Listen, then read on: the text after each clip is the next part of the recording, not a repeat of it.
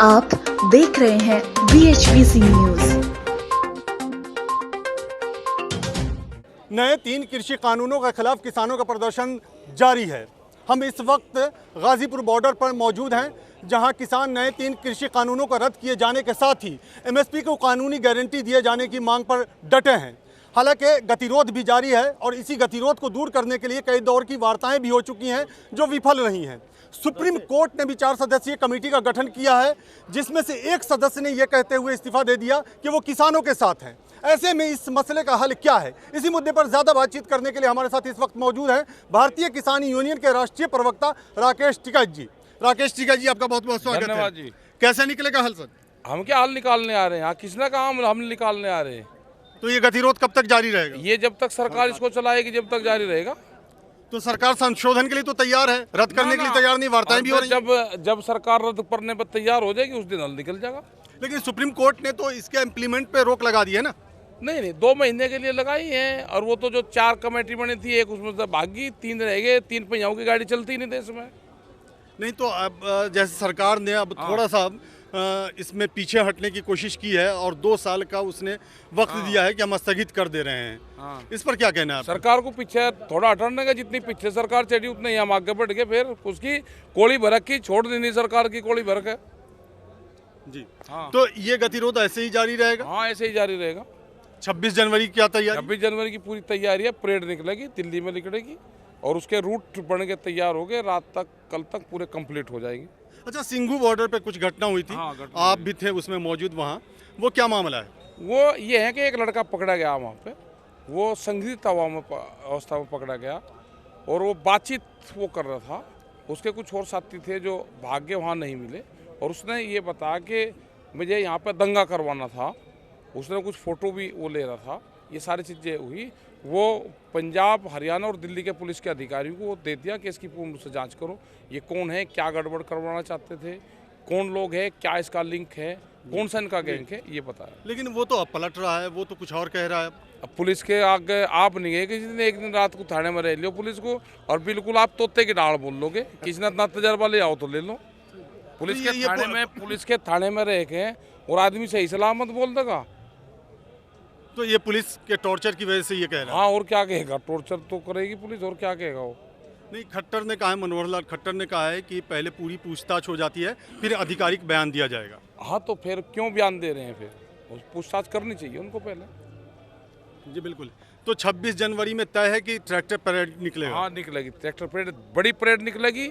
दिल्ली में को निकलेगी, दिल्ली के सारे गड्ढे गिनकाएगा किसान और उसके बाद में आंदोलन में शामिल होगा।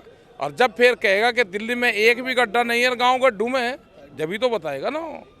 जो खेतों में हमारा ट्रैक्टर चले वो 26 तारीख को दिल्ली की चमचमाती सड़कों पर चलेगा, है तिरंगा झंडा लेकर चलेगा, बड़ा तिरंगा झंडा। अच्छा, एक बात ये बताएं, कई दौर की वार्ताएं हो चुकी हैं, 11वें दौर की वार्ताएं भी हुई, नतीजा सिफर ही रहा। लेकिन इस बार जो वार्ता हुई है उसमें जैसी की खबर आई उसमें आप लोग थोड़ा असहज थे। असहज का मतलब ये है कि उन्होंने बता दिया कि जो हमने कर दिया हम उतना ही करेंगे। हमने भी कह दिया कि जो हम जिस मुद्दे पे आए थे हम उससे आगे हम भी नहीं बढ़ते। तो क्या इस बार सरकार का रुख बहुत ज़्यादा पॉजिटिव नहीं था क्या? ना, पॉजिटिव नहीं था। उससे पहले?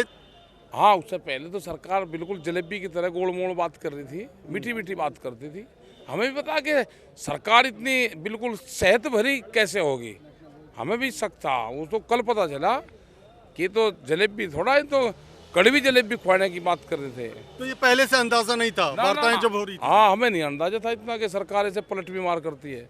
तो क्या आगे वार्ताएं होंगी? आगे वार्ता जब सरकार को जरूरत होगी तो कर ले। नहीं, जैसा कि आप कह रहे हैं कि सरकार का रुख कल समझ में आया। हाँ, इसके बाद? हाँ, इसके बाद कल समझ में आया। तो कल समझ में आया, तो अब अगर सरकार वार्ता के लिए बुलाती है तो तैयार होंगे? हाँ, जाएंगे।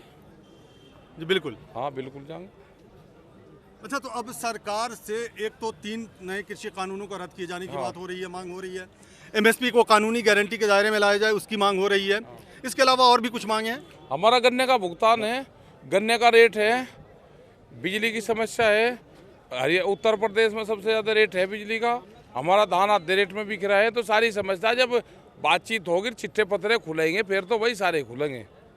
अच्छा, आप चूँकि बड़ा चेहरा हैं ये इस प्रोटेस्ट के, कमेटी बनाई है सुप्रीम कोर्ट में। कहाँ है सुप्रीम कोर्ट ने वो तो भाग गई। नो एक सदस्य ने इस्तीफा दिया और एक भाग गया, 4 पहिया दिए थे गाड़ी में, और एक लिकट का भाग गया, चल सके, वो तो भाग गया।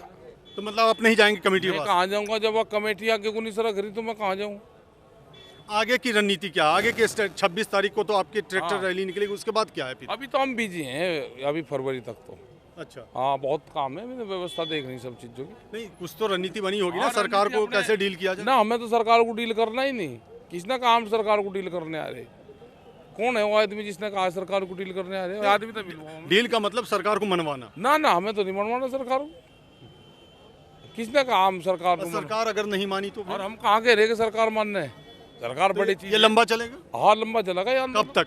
ये जाएगा नवंबर दिसंबर तक, उसके बाद खत्म हो जाएगा? ना उसके बाद फिर आगे की डेट दे देंगे।